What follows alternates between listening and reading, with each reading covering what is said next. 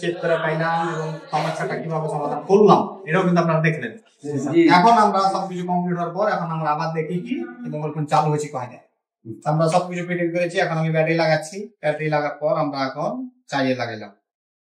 Charge লাগার পর আমরা চার্জারে দেখি যে চার্জারে কি চার্জ হচ্ছে। দেখেন যে অলরেডি টোকো লেখা চলে এসছে। মোবাইল ফোন আসলে যেভাবে ডেড হোক না কেন, আর একজন কাজ করতে যে ডেড করুক, নিজের কাছে কাজ করতে যে ডেড হয়ে যায়, অটোমেটিক ডেড হয়ে যায়। এই যে ফর্মুলা দিলাম সহজেই আপনি নিজে বুঝতে পারবেন এবং আপনি গ্যারান্টি সহকারে একটা কাজ করতে পারবেন এবং 100% কথা বলতে পারবেন আমার এই জায়গায় প্রবলেম, সন্দেহ না আইডিয়ার উপরে যে আমি কাজ করে দিলাম এরকম না। আপনি 100% বলে দেবেন যে এটাই প্রবলেম ছিল আমার, এখান থেকে সারাইলাম, এভাবে বললে আপনারা কাজ করতে পারবেন। বুঝতে পেরেছেন? তাহলে এই একই বিষয় একই স্টেপ আপনারা এখানে দেখছেন, এই একই স্টেপ অনলাইন ক্লাসে দেখা আছে। আপনি ওই ক্লাসে ধারাবাহিকতা যদি বজায় রেখা ধাপে ধাপে দেখলেন তাও আপনি বিষয়টা শিখতে পারছেন।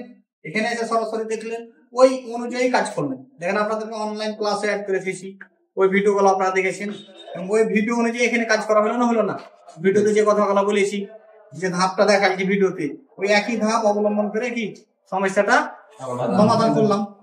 এটাই হয়েছে যে মূল বিষয়। তাহলে মোটামুটি আপনারা ডেড এর ব্যাপারে বুঝতে পেরেছেন। এখানে অনেকগুলো কথা সরাসরি বললাম, এটা একবার বলেছি ভুলে গেছেন অনেক বিষয়।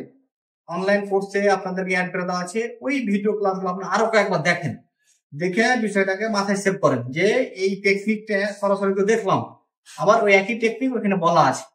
তাহলে বারবার করে হলেও ওই অনলাইন ক্লাসগুলো আপনি দেখে বিষয়টাকে কমপ্লিট করতে।